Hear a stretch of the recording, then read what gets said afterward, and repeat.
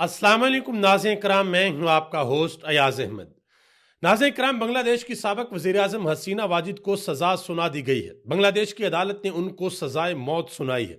इसकी तफसीलात आपके सामने रखने के लिए जा रहा हूं। दूसरी तरफ इमरान खान के साथ मुलाकात करने के लिए आज उनकी फैमिली अडयाला जेल जाएगी। पिछले 14 दिनों से इमरान खान के साथ किसी ने अडयाला जेल के अंदर मुलाकात नहीं की और ये इतलात हैं कि सुहेल खान अफरीदी ने इमरान खान के लिए अहम तरीन पैगाम अडयाला जेल भेजा है। अगर आज कोई इमरान खान के साथ मुलाकात करता है तो सुहेल खान अफरीदी का पैगाम इमरान खान तक पहुंचेगा और आगे से जो भी जवाब होगा वो सुहेल खान अफरीदी तक पहुंचेगा। उसके बाद पाकिस्तान तहरीक इंसाफ ये फैसला करेगी कि हमने एहतजाज किस तरीके से करना है। आया हमने लॉन्ग मार्च करना है या इस मरतबा एहतजाज किसी और तरीके से होगा। एक बात तय है कि पाकिस्तान तहरीक इंसाफ एहतजाज करने के लिए जा रही है। शायद वो 1 महीने के बाद हो, 2 महीने के बाद हो या चंद माह और डिले हो जाए, लेकिन एहतजाज पाकिस्तान तहरीक इंसाफ करने के लिए जा रही है। इसके अलावा आज बड़ी अहम प्रेस कॉन्फ्रेंस की है तहरीक तहफ़्फ़ुज़ आईन पाकिस्तान की क़यादत ने। उसकी तफसीलात भी आपके सामने रखने के लिए जा रहा हूँ। आगे बढ़ने से कबल गुजारिश करूंगा कि वीडियो को लाइक करके चैनल को सब्सक्राइब कर दें ताकि ये इन्फॉर्मेशन का सिलसिला आप लोगों तक पहुंचता रहे। नाज़रीन कराम, सबसे पहले नंबर पे जो अहम तरीन खबर है वो बांग्लादेश की साबिक वज़ीर आज़म शेख हसीना वाजिद के बारे में है। आज से 2 साल कबल किसी के वहमो गमान के अंदर भी नहीं था कि हसीना वाजिद बांग्लादेश की वज़ीर आज़म नहीं होंगी, वो अपने तख्त के ऊपर बराजमा नहीं होंगी, वो अपने मुल्क से फरार हो जाएंगी और किसी ने यह भी नहीं सोचा था कि उनके खिलाफ बांग्लादेश की अदालतों के अंदर केस चलेगा और आखिरकार उनको सजा होगी और सजा भी सजाए मौत होगी। बांग्लादेश की अदालत ने शेख हसीना वाजिद को मोहलक हथियारों के इस्तेमाल और कत्ल के अहकामात देने पर सजाए मौत का ऐलान किया कि इनको सजाए मौत दी जाए। अब मैं कुछ चीजें आपके सामने रखता हूं जिससे आपको अंदाजा होगा कि जब एक हुक्मरान कुर्सी के ऊपर बैठता है और वो ये समझता है कि अब मैं सब कुछ अब मेरे कंट्रोल के अंदर है, मेरे हुक्म के ऊपर, मेरे इशारों के ऊपर सब कुछ चलेगा, तो अल्टीमेटली उन हुक्मरानों के साथ क्या होता है। फिर वो चाहे श्रीलंका के 2 भाई हों, फिर वो चाहे नेपाल के हुक्मरान हों, फिर वो चाहे बांग्लादेश की हसीना वाजिद हों, फिर वो चाहे शाम का बशारुल असद हो, ये दुनिया के अंदर तारीख बड़ी पड़ी है। आप पीछे चले जाएं तो आपको फिरौन और नमरूद का हाल भी मिलेगा कि उनके साथ क्या हुआ था। शेख हसीना वाजिद ने अपने दौरे हुकूमत के अंदर लंबा इनका टेन्योर था, 20 साल तक टोटल इन्होंने हुकूमत की है, ये तख्त के ऊपर बराजमान रही है। बांग्लादेश के अंदर इनकी सबसे लंबी हुकूमत थी और दुनिया के अंदर किसी भी खतून की सबसे लंबा इक़्तिदार शेख हसीना वाजिद का था। इन्होंने अपने दौरे हुकूमत के अंदर जितने भी अपोजिशन लीडर थे उनके ऊपर बदतरीन जुल्म किया, उनको जुल्म का निशाना बनाया। कई बुजुर्ग सियासतदानों को इन्होंने लटका दिया। नोबल इनाम याफ्ता मोहम्मद यूनुस को इन्होंने जेल के अंदर डाला। इसके अलावा जो एक साबिक वजीर आजम थी खालिदा जिया, उनको भी जेल के अंदर डाला। और जिस वक्त कोटा सिस्टम चला और कोटा सिस्टम के ऊपर शेख हसीना वाजिद कुछ करना चाहती थी, लेकिन बांग्लादेश के जो नौजवान थे, जो जेन जी थी, वो लोग उठे, तुलबा उठे और उन्होंने उठकर बांग्लादेश के अंदर इनकलाब बर्पा कर दिया। एक नौजवान था जिसको पुलिस ने निशाना बनाया, वो बिल्कुल सामने ऐसे खड़ा हो गया, उसको निशाना बनाया गया, वो अपनी जान की बाजी हार गया और उस नौजवान की शहादत के बाद बांग्लादेश के अंदर एक कोहराम मच गया। एक ऐसा इनकलाब आया कि जिसके आगे कोई बंद नहीं बांधा जा सका और बिल आखिर हसीना वाजिद को आधे घंटे का टाइम दिया गया बांग्लादेश की एस्टेब्लिशमेंट की जानिब से कि आपके पास इतना टाइम है, आप यहां से निकलें वरना आपके लिए मामला अच्छे नहीं है। और हसीना वाजिद वहां से उड़ी और हिंदुस्तान पहुंच गई। अब याद रहे कि हसीना वाजिद की हुकूमत हिंदुस्तान के साथ बड़ी कंफर्टेबल थी, हसीना वाजिद के साथ अमेरिका भी खड़ा था। अब जो कुछ बांग्लादेश के अंदर हुआ है वो सारा कुछ देखने के बाद इस नतीजे के ऊपर पहुंचा जा सकता है कि बेशक आपके साथ अमेरिका ही क्यों ना खड़ा हो, बेशक आपके साथ दुनिया की सबसे बड़ी जमहूरियत का चैंपियन हिंदुस्तान ही क्यों ना खड़ा हो, अगर आपके मुल्क की आवाम बाहर निकल आए, अगर आपके मुल्क की आवाम आपके साथ नहीं है, अगर वो आपकी पॉलिसी से इत्तेफाक नहीं करती, अगर आपके मुल्क के नौजवानों को लगता है कि आप उनके ऊपर जुल्म कर रहे हैं, तो फिर उनके गैज़ो गज़ब से आपको कोई नहीं बचा सकता। जब आवाम बाहर निकलती है तो आपके पास एक ही रास्ता होता है कि आवाम के सामने हथियार डाले और अपने मुल्क से भाग जाए। आज शेख हसीना वाजिद को जो ये सजा मिली है, ये पूरी दुनिया के अंदर और भी जो ऐसे हुक्मरान हैं जिन्होंने कब्जा कर रखा है, जिनको ये लगता है कि हमारा ये इक़्तिदार ताहयात है, हमारे इक़्तिदार को दवाम है, हमें कोई हाथ नहीं लगा सकता, हमारी कुर्सी को कोई हिला नहीं सकता। मिसालें मैं आपको पहले दे चुका हूं। मिस्र के अंदर बशारुल असद, नेपाल के हुक्मरान, श्रीलंका के हुक्मरान, ये सारे के सारे लोग समझते थे कि भाई हमारी हुकूमत को कभी भी ख़त्म नहीं किया जा सकता। लेकिन फिर जो कुदरत का निज़ाम होता है, जो डिवाइन इंटरवेंशन होती है, जब वो मामला सामने आता है तो फिर सारी की सारी जो भी आपकी प्लानिंग्स होती हैं वो धरी की धरी रह जाती हैं। अब यहां पर एक और बड़ी इंपॉर्टेंट चीज आपको बता दूं, यह खबर तो पूरी दुनिया के अंदर फैल गई है कि शेख हसीना वाजिद को सजा दे दी गई है, लेकिन एक खबर और भी है। वो खबर यह है कि जो आईजी पुलिस हैं चौधरी अब्दुल्ला अल मामून, उन्होंने वो भी शेख हसीना वाजिद के खिलाफ वादा माफ गवाह बन गए हैं। यानी कि वो पुलिस के अफसरान, वो अदारों के लोग जिनको ये जो जालिम डिक्टेटर्स होते हैं जो इस्तेमाल करते हैं, फिर एक वक्त आता है कि जब उन मुल्कों की अदलिया हरकत में आती है, जब उनको पता होता है कि अब हमारी अवाम इंसाफ मांगती है, जब वो इंसाफ करने लगते हैं तो फिर बड़े बड़े लोग जिन्होंने इन हुक्मरानों के इशारों के ऊपर जुल्म किया होता है, फिर वो आते हैं और आकर वो वादा माफ गवाह बनते हैं। तो ये सारी की सारी सूरत हाल हुई है बांग्लादेश के अंदर। अब आगे आ जाए जी, पाकिस्तान से इंतहाई अहम खबर है। आज मंगल का दिन है और आज अडयाला जेल के अंदर इमरान खान के साथ उनकी फैमिली मुलाकात करेगी। कुछ वकला के नाम भी भेज दिए गए हैं, वो भी इमरान खान के साथ मुलाकात करेंगे। याद रहे कि पिछले 14 दिनों से इमरान खान के साथ अडयाला जेल के अंदर किसी ने कोई मुलाकात नहीं की। इस हवाले से इमरान खान पहले भी बता चुके हैं कि इन्होंने मुझे आइसोलेट कर देना है, ये किसी से मुझे कोई मुलाकात नहीं करने देंगे। अब आज का दिन बहुत इंपॉर्टेंट है, देखना ये होगा कि आज इमरान खान की किसी के साथ मुलाकात होती है या नहीं होती। और ये भी इतलात हैं कि पाकिस्तान तहरीक इंसाफ ने अब जो आगे एहतजाज करना है, क्योंकि तहरीक इंसाफ सुहेल खान अफरीदी की क़यादत में चुप कर बैठेगी नहीं, स्पेशली जो तहरीक तहफ़्फ़ुज़ आईन पाकिस्तान की क़यादत है, महमूद खान अचकज़ई, अलामा राजा नासर अब्बास, असद कैसर, मुस्तफ़ा नवाज खोखर, मोहम्मद जुबैर, ये सारे के सारे लोग भी इस पॉइंट के ऊपर पहुंच चुके हैं कि अब हमने इस हुकूमत को हर कीमत पर घर बेचना है। अगर ये हुकूमत रही, अगर ये निज़ाम, ये सिस्टम रहा तो पाकिस्तान का खुदा न खास्ता बहुत बड़ा नुकसान हो सकता है। तो इतलात है कि सुहेल खान अफरीदी ने अपना जो पैगाम है वो डिलीवर कर दिया है। जिन लोगों ने मुमकिन तौर पर इमरान खान से अडयाला जेल के अंदर मुलाकात करनी है, तो सुहेल खान अफरीदी का पैगाम पहुंचेगा इमरान खान तक और इमरान खान आगे से गाइडलाइंस देंगे सुहेल खान अफरीदी को कि अब आपने क्या करना है, आया आपने एहतजाज करना है या नहीं करना, या अभी थोड़ा सा डिले करना है। क्योंकि अवाम ने अगर बाहर निकलना है तो सबसे जो इंपॉर्टेंट फैक्टर होता है वो मौसम का फैक्टर होता है पाकिस्तान के अंदर। खैबर पख्तूनख्वा में आपको पता बहुत ज़्यादा सर्दी पड़ेगी, पंजाब के इलाकों में इतनी ज़्यादा नहीं पड़ती, मामला ज़रा थोड़े ठीक होते हैं।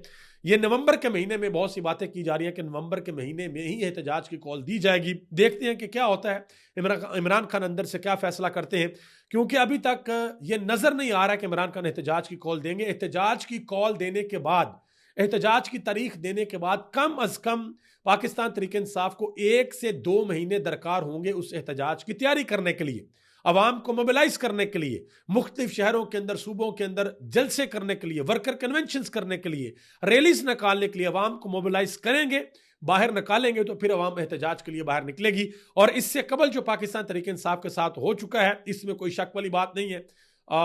ये बात भी ठीक है कि तहरीक इंसाफ का जो वर्कर है वो अभी भी चार्ज है, वो अभी भी कहता है कि मैं बाहर निकलूंगा। लेकिन एक चीज़ को हम मतलब कि बिल्कुल नेगलेक्ट नहीं कर सकते कि जो 26 नवंबर को तहरीक इंसाफ के साथ हुआ, जो आज़ाद कश्मीर के अंदर अवामी एक्शन कमेटी के साथ हुआ, जो TLP के साथ मुरीदके के अंदर हुआ, इन सारे वाक़यात के बाद अब तहरीक इंसाफ को बड़ी होशमंदी के साथ अपना काम करना होगा। अगर आपने बाहर निकलना है, बाहर निकलकर आपने पुरअमन एहतजाज करना है, तो आपको बहुत ज्यादा वर्किंग करनी पड़ेगी। सबसे पहले नंबर पे जो आपने काम करना है वो ये करना है कि आपने हुकूमत को इस पॉइंट के ऊपर लेकर आना कि हुकूमत के पास कोई जवाब बाकी ना रहे कि वो आपको रोके पुरअमन एहतजाज के लिए। आपको सारी की सारी ऑप्शंस खोल कर उनके सामने रखनी होगी कि हम ये भी करने को तैयार हैं, हम ये भी करने को तैयार हैं, हम ये भी करने को तैयार हैं। अगर ये चीजें सारी हुकूमत नहीं मानती तो फिर हमारे पास एक ही रास्ता है कि हम पुरअमन एहतजाज के लिए बाहर निकलेंगे। उसके लिए अभी जो 2 मॉडल डिस्कस किए जा रहे हैं, एक मॉडल ये है कि भाई पूरे पाकिस्तान से लोगों को इस्लामाबाद बुलाया जाएगा, और दूसरा मॉडल ये है कि लोगों को इस्लामाबाद नहीं बुलाना, बल्कि KPK वाले KPK के अंदर एहतजाज करेंगे, KPK को बंद करेंगे। इस्लामाबाद मोटरवे को बंद किया जाएगा, ये जो कराची वाली मोटरवे है जो मुल्तान से होकर जाती है इसको बंद किया जाएगा। यानी कि पूरे पाकिस्तान के अंदर पाकिस्तान तहरीक इंसाफ मुख्तलिफ जगहों को बंद करेगी और पूरा मुल्क जाम करने की कोशिश करेंगे। ये भी कोई आसान काम नहीं है, ये भी बड़ा मुश्किल काम है। इसके लिए आपको बड़े डेडिकेटेड लोगों की जरूरत होगी, बड़े ऐसे आपके पॉलिटिकल वर्कर्स जो कि वाकई ही जान जोखिम में डालने वाले हों, उनकी आपको जरूरत होगी। बहरहाल देखना है कि पाकिस्तान तहरीक इंसाफ इस हवाले से आने वाले दिनों में क्या करती है या इमरान खान अंदर से क्या पैगाम भेजते हैं। कल दोपहर 11 बजे सुप्रीम कोर्ट ऑफ पाकिस्तान के बाहर तहरीक तहफ़्फ़ुज़ आईन पाकिस्तान एहतजाज भी करने के लिए जा रही है। जो पंजाब की चीफ ऑर्गेनाइजर हैं आलिया हमजा मलक, उन्होंने कहा जी हर टिकट होल्डर कम से कम 4 वकला को साथ लेकर आए और उसके बाद फिर अडयाला जेल के बाहर इमरान खान की फैमिली के साथ इजहार यकजहती के लिए भी ये लोग जाएंगे। इमरान खान के साथ मुलाकात करने के लिए जिन 6 लोगों की लिस्ट दी गई है उसमें बैरिस्टर गौहर अली खान, सलमान कमराजा, बैरिस्टर अली जफर, न्याजुल्लाह न्याजी, नईम हैदर पंजोता और एक और वकील है। इनका नाम दिया गया कि ये 6 वकला कल इमरान खान के साथ मुलाकात करेंगे। इनकी लिस्ट जो है वो इंतजामिया को भिजवा दी गई है। अब देखना यह है कि इंतजामिया मुलाकात करने की इजाजत देती है या नहीं देती और इमरान खान की फैमिली को भी मुलाकात की इजाजत मिलती है या नहीं मिलती। कल का दिन यानी कि आज का दिन जो है वो बहुत ज्यादा इंपॉर्टेंट है, मंगल का दिन। पाकिस्तान तहरीक तहफ़्फ़ुज़ आईन पाकिस्तान की जो क़यादत है वो गए हैं जुडिशल कम्प्लेक्स G11 में और वहां पर जाकर उन्होंने इंतहाई अहम प्रेस कॉन्फ्रेंस की है। उनके बयानात मैं आपके सामने रखता हूं और फिर आपको अंदाजा होगा कि तहरीक तहफ़्फ़ुज़ आईन पाकिस्तान की जो क़यादत है वो आगे क्या करने के लिए जा रही है। क्योंकि इमरान खान ने अंदर से ये वाज़ेह तौर पर ऐलान कर रखा है, अपनी पार्टी को कह रखा है कि अब की बार जब आपने एहतजाज करना है तो आपने अकेले बाहर निकलकर एहतजाज नहीं करना, आपने तमाम अपोजिशन जमातों को साथ में लाना है, साथ मिलाकर आपने एहतजाज करना। आप थोड़ी देर के लिए आप सोचें, लेट्स सपोज थोड़ी देर के लिए सोचें कि अगर तहरीक इंसाफ पहले वाले मॉडल पे जाती है, यानी कि इस्लामाबाद की जानब लॉन्ग मार्च होता है, तो कंटेनर के ऊपर अगर महमूद खान अचकज़ई खड़े होते हैं, अलामा राजा नासर अब्बास खड़े होते हैं, सुहेल खान अफरीदी खड़े होते हैं, अली अमीन गंडापुर भी खड़े होते हैं, दूसरी क़यादत खड़ी होती है, मुस्तफ़ा नवाज खोखर खड़े होते हैं, इसके अलावा मोहम्मद जुबैर खड़े होते हैं, तो फिर इन लोगों के साथ वो काम करना जो 26 और 24 दिसंबर को पाकिस्तान तहरीक इंसाफ के साथ किया गया था, वो काम करना नामुमकिन हो जाएगा। और इस मरतबा अगर लॉन्ग मार्च होता है, अगर लॉन्ग मार्च होता है, मैं अगर का लफ्ज़ इसलिए इस्तेमाल कर रहा हूं कि तहरीक इंसाफ ने अभी तक इस हवाले से फाइनल फैसला नहीं किया, ये मुमकिनात में से है, मुमकिनात की दुनिया, कुछ भी हो सकता है। तो अगर ये होता है तो सबसे बड़ा फैक्टर इस मरतबा जो एहतजाज के अंदर होगा वो ये होगा कि तहरीक इंसाफ की क़यादत इस मरतबा 12 ज़िले क्रॉस करके केपी असेंबली से नमूदार नहीं होगी। सुहेल खान अफरीदी की क़यादत में जब अगर तहरीक इंसाफ अब निकलेगी लॉन्ग मार्च के लिए, तो फिर वो उन्होंने प्रेस कॉन्फ्रेंस की है, जो मामले खसूसी हैं, नौजवान हैं, MPA शफीउल्लाह जान, उन्होंने कहा जी अब की मरतबा जब हम निकलेंगे तो अब आर या पार होगा, अब वो पीछे हटने वाली कोई बात नहीं। और अब जब निकलेंगे तो हमारा प्लान लंबा होगा और हमने वहां पर जाकर ठहरना भी है। तो देखते हैं कि इसको किस तरीके से अमली जामा पहनाया जा सकता है। महमूद खान अचकज़ई ने बात करते हुए कहा, उन्होंने ये जो इस्लामाबाद के अंदर बड़ा अफसोसनाक धमाका हुआ, 12 लोग पाकिस्तानी शहीद हो गए और बड़ी अफसोसनाक इत्तला आई है कि उनमें काफ़ी लोग बेचारे जो है वो बाइकिया वाले थे, राइडर्स थे, जो अपने घर वालों के लिए रोजी रोटी कमाने के लिए निकले हुए थे और वो बेचारे लुकमा अजल बन गए इस अफसोसनाक साने के अंदर। महमूद खान अचकज़ई ने कहा कि धमाका दिल्ली के अंदर हो, काबल के अंदर हो या इस्लामाबाद के अंदर हो, ये जुल्म है। उन्होंने कहा कि खित्ते का अमन खतरे के अंदर है। उन्होंने कहा कि अफगानिस्तान, पाकिस्तान और ईरान तीनों खित्ते में हैं, क्योंकि तीनों खतरे में हैं, क्योंकि यहाँ दुनिया की सबसे कीमती मादनियात है। उन्होंने कहा कि इंटरनेशनल बदमाश हमें लड़वा कर खित्ते को बदअमनी का शिकार करने की कोशिश करेंगे, हमें लड़ाया जा रहा है। उन्होंने कहा कि शहबाज शरीफ इस सूरत हाल को नहीं संभाल सकता। उन्होंने कहा कि अगर इस्लामाबाद के अंदर कोई खुद को हमला करने वाला जलालाबाद अफगानिस्तान का रहने वाला था तो उसे जलालाबाद से इस्लामाबाद पहुंचने तक क्यों नहीं रोका गया? क्या ये सिक्योरिटी की नाकामी नहीं थी? उन्होंने कहा कि जब बंदे शहीद हो जाएं तो बाद में ये कह दो कि हमलावर काबल या दिल्ली से आया था, ऐसा नहीं चलेगा। उन्होंने ये भी कहा कि अलामा राजा नासर अब्बास ने कहा, पहले बयान महमूद खान अचकज़ई के हैं, अलामा राजा नासर अब्बास ने कहा कि मौजूदा हुकूमती जमातें इक़्तिदार की भूख और हवस की जंजीरों में जकड़ी हुई हैं और इनको डंडे से हाँका जा रहा है। उन्होंने यह भी कहा कि इस वक्त पार्लियामेंट ऐसे चल रही है जैसे जंजीरों में जकड़े हुए गुलामों को हाँका जाता है। यह भी कहा कि कानून बनाने वाला अदारा मुकन्ना बिका हुआ है। यह भी कहा कि अदलिया का स्तून गिर चुका है, अब मुल्क में अदलिया बाकी नहीं रही। यह भी कहा कि इक्तदार में लाए गए और उनको लाने वाले दोनों जाली हैं। यह भी कहा कि हमें सिर्फ सरहदों पर हमलावर होने वालों के खिलाफ नहीं, मुल्क के अंदर से मुल्क और आइन पर हमलावर होने वालों के खिलाफ भी खड़ा होना होगा। मुस्तफ़ा नवाज खोखर ने कहा कि बंद कमरों में वो पॉलिसीज नहीं बननी चाहिए जिनका नुकसान फैसला करने वालों को नहीं बल्कि पाकिस्तान के लोगों को होता है। यह भी कहा कि इस्लामाबाद खुदकुश हमले के बाद जुडिशल कम्प्लेक्स में सिक्योरिटी के कोई इंतजाम नहीं किए गए। यह भी कहा कि इस्लामाबाद खुदकुश हमले में शहीद होने वाले वकला और बाइकिया वालों के लिए हुकूमत ने कोई पैकेज अनाउंस नहीं किया, बल्कि जख्मी होने वाले वकला और बाइकिया वाले हमारे भाई अपने पैसों से इलाज करवा रहे हैं। यह भी कहा कि बहुत तकलीफ की बात है कि इस्लामाबाद खुदकुश हमले में शहीद होने वाले 12 अफराद में से 8 लोग जो हैं वो बाइकिया चलाने वाले थे, जो अपनी फैमिली के लिए, गुजर बसर के लिए, अपनी फैमिली के लिए, अपने घर वालों के लिए रोजाना 500 रुपये बचाते थे और वो भी इसमें शहीद हो गए हैं। सलमान कमराजा ने बात की। उन्होंने कहा कि पाकिस्तान दुनिया का वाहिद मुल्क है जहां सिविलियंस का ट्रायल वर्दी में मलबूस बूट पहने फौजी अफसर कर सकता है। उन्होंने कहा कि दुनिया के अंदर और कोई मुल्क ऐसा नहीं करता। एक मुल्क की उन्होंने मिसाल दी कि युगांडा ऐसा मुल्क था जिन्होंने पाकिस्तान से ये सीख कर अपने मुल्क के अंदर ये काम शुरू किया और बाद में उनकी सुप्रीम कोर्ट ने भी कहा कि ये कानून काला कानून है, लेकिन पाकिस्तान के अंदर अभी भी ये चल रहा है। अब जरा आगे आ जाए। हफीजुल्लाह न्याजी ने एक बड़ी अहम बात की है कामरान शहाद के शो में। उन्होंने कहा कि क्या इस्तिस्ना इस्लाम के मुताबिक ठीक है? क्या किसी से फतवा लिया गया है?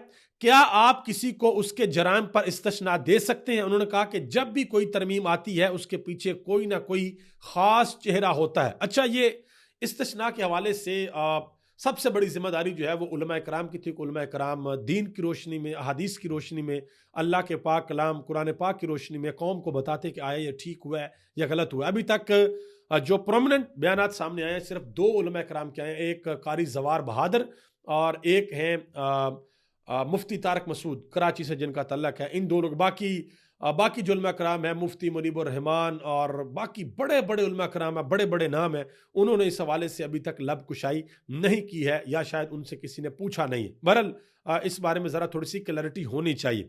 अब आगे आ जाए जी। आपको याद होगा कि ये जो अभी 2-3 दिन कबल बुशरा तस्कीन साहबा ने इमरान खान की अहलिया के बारे में एक शर्मनाक आर्टिकल लिखा।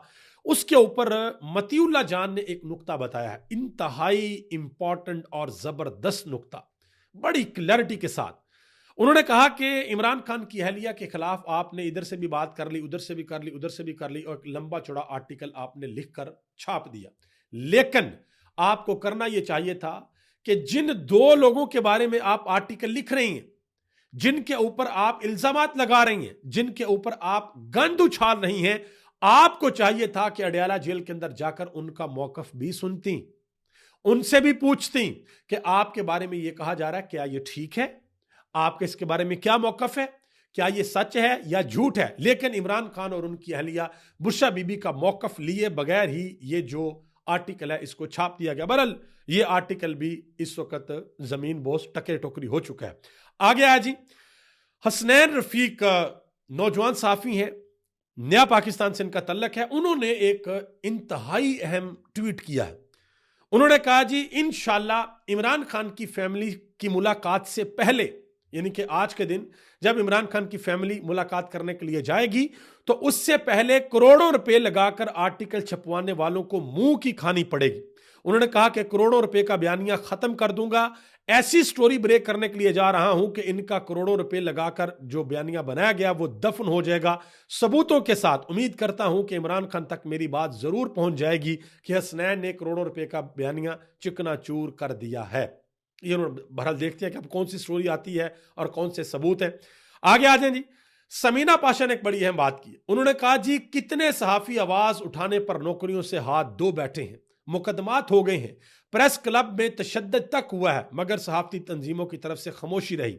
अगर हुकूमत की साइड वाले सहाफी किसी सहाफी पर कोई कमेंट भी कर दे तो बयान जारी कर दिया जाता है। मुखालिफ सहाफियों पर होने वाले जुल्म पर खुश होते रहते हैं।